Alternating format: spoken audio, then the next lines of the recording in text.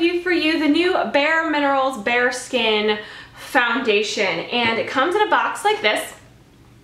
I picked it up from Sephora and it was $29, I want to say. I'm in the color Bare Honey.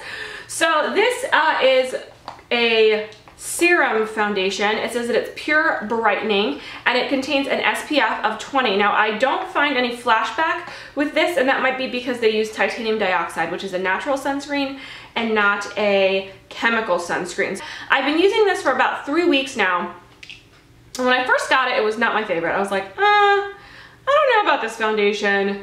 But after some finagling, I think mine was a little bit clogged, so I poked like a pin.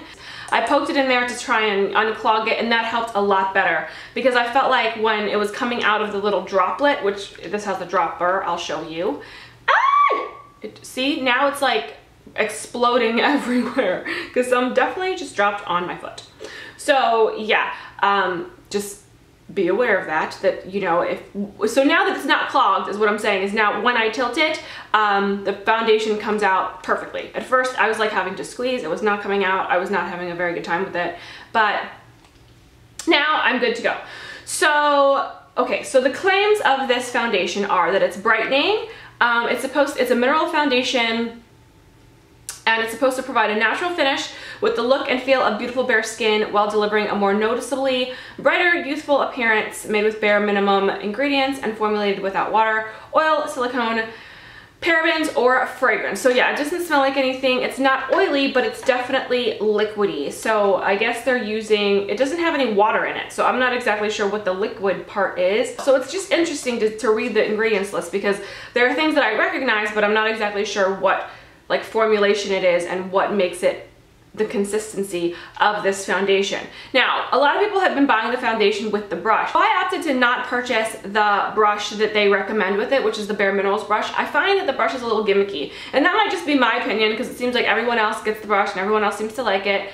But in my opinion, again, I think that it's just a little gimmicky, and you can use the foundation just fine without that brush. So I'm gonna give you a few different options should you desire to forego that Bare Minerals brush. The Bare Minerals brush is like a flat top brush with a well in the middle, and then you're supposed to drop this in the middle of the well, and that I guess holds it so that as you're buffing it into your skin, there's still product in the brush, on the brush, whatever the case may be. Again, a little gimmicky to me. I don't feel like it's an absolute necessity to use this foundation because I haven't picked up the brush and I've been able to use the foundation just fine. So the brushes that I have used with it, I've tried and they've worked really well for me, are these 3 brushes right here, and they range in different prices. Most of them are, you know, decent in price. The first one and the cheapest one would be the e.l.f. brush. This actually has, to me, the most similar texture to the Bare Minerals brush that they recommend.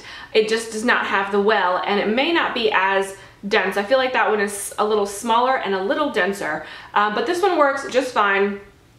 $3 from Target, $3 from the Eyes Lips Face website, and you will be able to use that brush to buff in your foundation.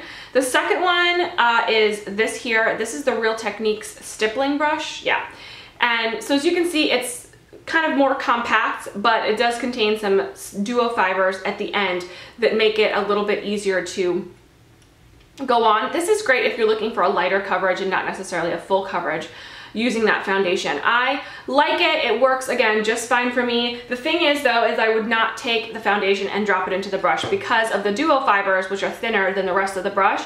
The foundation is gonna like go on the inside, and that's actually the case for most brushes, in my opinion. I feel like it's just better to put it on the back of your hand and then stipple it that way. And the third brush is just this like a flat top kabuki. This one is by Royal Care Cosmetics. Anything like this would work well, and you can get a Sonia Kashuk one. You can get this one. You can get, I think that Eco Tools has one. You can get a Sigma. There are a ton of different brands that sell a flat top kabuki type of brush, so I would recommend this.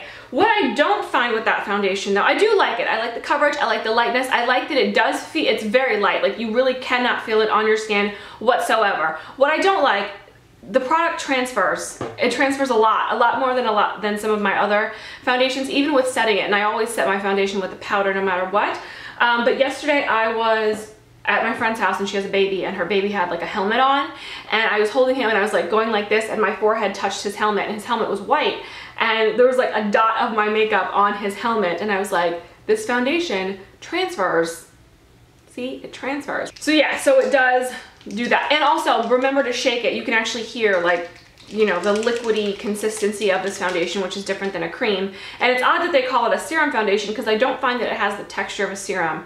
It's definitely more liquidy. It's very similar to if you use like an airbrush type of foundation, like the kind that you drop into an airbrusher. It's very similar to that, maybe slightly thicker. So that's the consistency of it. You do have to shake it really well, because I feel like some of the ingredients separate and you don't get the full color. So just be aware of that. And that's pretty much it.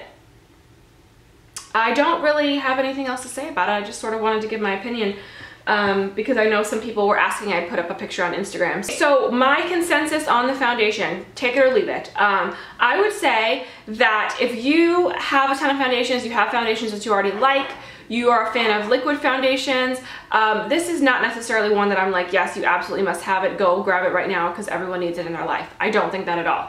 However, if you are a fan of the Bare Minerals line or a fan of mineral makeup, I would definitely say check this out, because it does provide sort of an alternative to the powder mineral makeups that are out there. Was it worth the $29 that I purchased it for? Yeah, I do definitely think so, because I do find that I'm using it on a regular basis. It is very lightweight. I think that it does what it says that it's going to do, which is cover up stuff. And you know, you get a pretty good amount here. I mean, you're gonna get, you know, 1 ounce. I think it's, you know, you get 1 ounce for the $29, when most higher end type of foundations are at least above 30. You know, you're gonna look at like $34, $35 for some of my other foundations that I have. So for the price, I think that it's great. For the coverage that it gives, I think that it's great.